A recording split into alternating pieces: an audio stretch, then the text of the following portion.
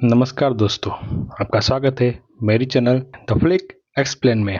आज हम बात करने वाले हैं एक ऐसे कोर्ट रूम ड्रामा की जिसमें इमोशंस, मर्डर मिस्ट्री और परिवार का प्यार सब कुछ एक साथ मिलता है। जी हाँ, हम बात कर रहे हैं क्रिमिनल जस्टिस या फैमिली मैटर की। तो चलिए शुरू करते हैं। कहानी शुरू होती है डॉक्टर राज नागपाल से, एक सफल सर्जन लेकिन अपनी पत्नी अंजू से अलग रह रहे हैं। दोनों की एक प्यारी सी बेटी है ईरा, जिसे एस्पर्जर्स सिंड्रोम है, जिसमें आदमी खुद बोल के एक्सप्रेस नहीं कर पाता और बड़ा ही एग्रेसिव हो जाता है। वो अपनी बातें एक्सप्रेस करने के लिए ड्राइंग या म्यूजिक का सहारा लेते हैं। राज और अंजू बेटी की परवरिश साथ कर रहे हैं, लेकिन उनके रिश्ते में खटास है। एक रात राज अपने घर में होते हैं और वहाँ उसकी नर्स रोशनी की लाश मिलती है। रोशनी के गले में किसी ने स्काल्पर मार दिया है।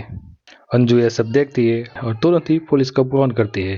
पुलिस आती है और सबसे बड़ा शक जाता है राज पर, क्योंकि रोशनी का खून उसके फ्लैट में हुआ था और हाथ में उसी का स्काल्पर था। पुलिस राज को गिरफ्तार कर लेती है और केस मिलता है हमारे प्यारे वकील माधव मिश्रा को, यानी पंकज त्रिपाठी। माधव की खासियत है कि वो केस के सिर्फ सबूत नहीं बल्कि इंसानों को समझता है। जैसे जैसे केस आगे बढ़ता है नए राज खुलते हैं। रोशनी और राज के बीच एक निजी रिश्ता था। रोशनी प्रेग्नेंट थी। अंजू और रोशनी के बीच भी कई बार झगड़े हो चुके थे, यहाँ तक कि ईरा भी कई बार करके झगड़ों की गवाह बनी थी। जब कोर्ट में गवाहियां शुरू होती है तब सबका शक कभी राज पर कभी अंजू पर जाता है। रोशनी की मौत वाली रात घर का माहौल बहुत तनावपूर्ण था। माधव को लगता है कि कुछ ऐसा है जो कोई बता नहीं रहा। माधव को पता चलता है कि रोशनी ईरा को दूध पिलाने के बहाने उसमें कुछ मिलाती थी, जिससे ईरा बीमार रहती और रोशनी घर में और ज्यादा वक्त बिता सके। ईरा के दूध और उसकी बीमारी का सीधा रिश्ता था। माधव को शक होता है कि शायद इसी वजह से अंजू ने रोशनी से झगड़ा किया। आखिर में कोर्ट में सबसे चौंकाने वाला पल आता है जब ईरा खुद गवाही देती है।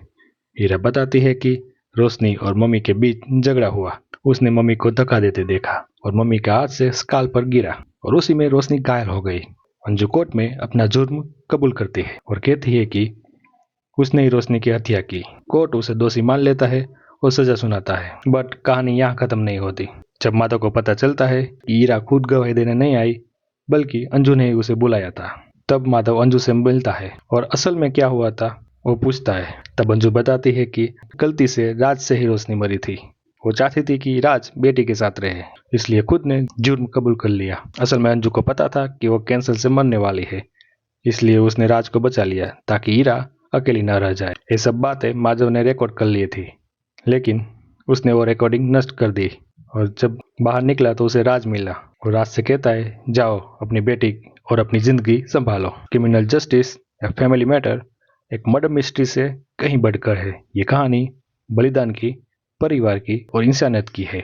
अंजू का त्याग, राज का पछतावा और माधव की इंसाफ दिलाने की जिद इसे बेहतरीन बना देते हैं। अगर आपको यह वीडियो पसंद आए तो मेरी चैनल को लाइक करें, सब्सक्राइब करें और कमेंट में बताइए कि आपको इस सीरीज का कौन सा पल सबसे ज्यादा पसंद आया। मिलते हैं अगली वीडियो में, तब तक के लिए धन्यवाद।